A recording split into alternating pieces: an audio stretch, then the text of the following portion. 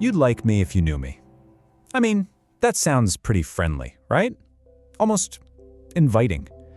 But when you find out who said that, well, it becomes one of the most chilling things you could possibly hear. Yeah, that quote came from a man they called the Smiling Predator.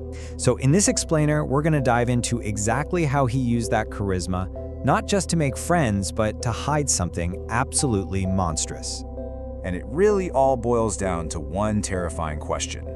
How on earth does a killer hide in plain sight? How can someone be so loved by everyone around them, and at the same time, be a complete monster?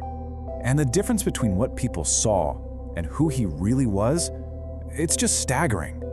I mean, to his friends, he was the whole package. Dreamy, the life of the party, a total gentleman.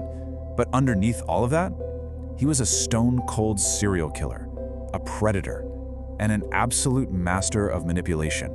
And here's the thing, his disguise was perfect because it was so normal. He wasn't some guy lurking in the shadows. Nope, he was the bartender you'd chat with, that salesman who could sell you anything. He was even a volunteer coach for a local team. He was a trusted friend. And all of these roles, they gave him access, they made people trust him, and crucially, they made him basically invisible. But none of this was random. Not at all. Behind that charming smile was a playbook, a horrifyingly methodical one. So let's break down the method to this monster's madness. His MO was this awful three-step process, and it was all built on manipulation. Step 1 was the charm. He'd reel victims in with nonstop compliments, gifts, these picture-perfect dates. He played the perfect gentleman. Then, once he'd earned their trust, came step 2, isolation. He'd get them alone, somewhere private, far away from anyone who could help. And then came the attack. And the number of victims, it's just horrific.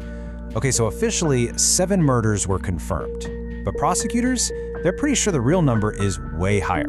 Probably somewhere between 12 and 15 people. I mean, think about that. That's over a dozen lives just gone. Families completely shattered. You know, to commit that many murders, you need more than just a playbook. You need a very specific kind of psychological makeup. How can somebody live that kind of double life without completely falling apart? Well, the answer might be in a concept called the dark triad. But that still leaves us with the biggest question of all, right? How did he manage to fool everyone? And I'm talking even trained detectives for more than a decade. This wasn't just luck. He was actively, brilliantly deceptive. So how did he get away with it? His deception was off the charts.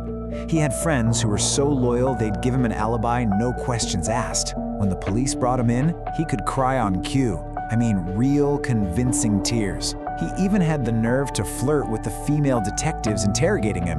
He'd change his look just enough between the kills. And in the beginning, he was so careful. He left 0 DNA evidence behind. So what exactly is this dark triad? Basically, it's a psychological profile with this terrifying mix of 3 traits. You've got narcissism, this huge, inflated sense of self-importance.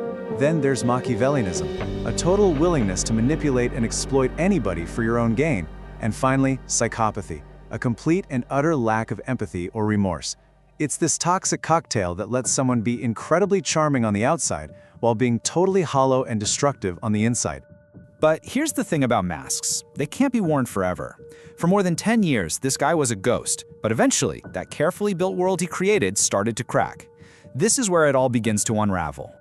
His reign of terror went on for a very, very long time. We're talking, he started back in the early 2000s, kept on killing right through the 2010s, and nobody had a clue. It wasn't until 2018 when a detective decided to take another look at a cold case that a tiny crack of light finally started to shine through. So what was the big break in the case? You might think it was some dramatic witness confession, right? Nope. It was something so small, so simple, you'd almost miss it. A single cigarette butt, just left behind at a crime scene years and years ago. Ultimately, it was science that finally caught up to him. You see, advancements in DNA technology, stuff that didn't even exist when he started his killing spree, let investigators get a match from that old piece of trash. And just like that, the cold case DNA finally unmasked the killer who'd been hiding behind that smile for so long. But catching the killer, well, that's not where the story ends.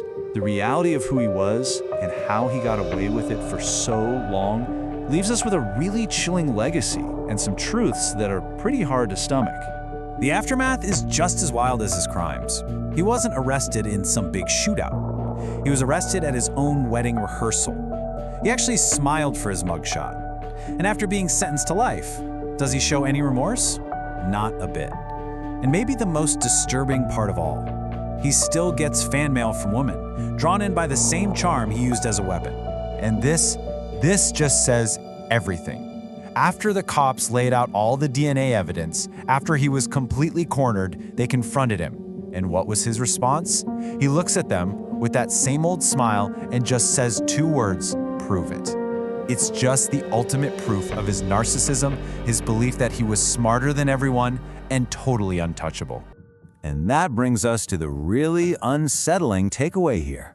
See, the scariest part of this whole story isn't just what this man did, it's how he did it. He was a monster hiding in plain sight, looking just like anybody else. And that really makes you stop and think, doesn't it? How many handsome devils are out there that you might know?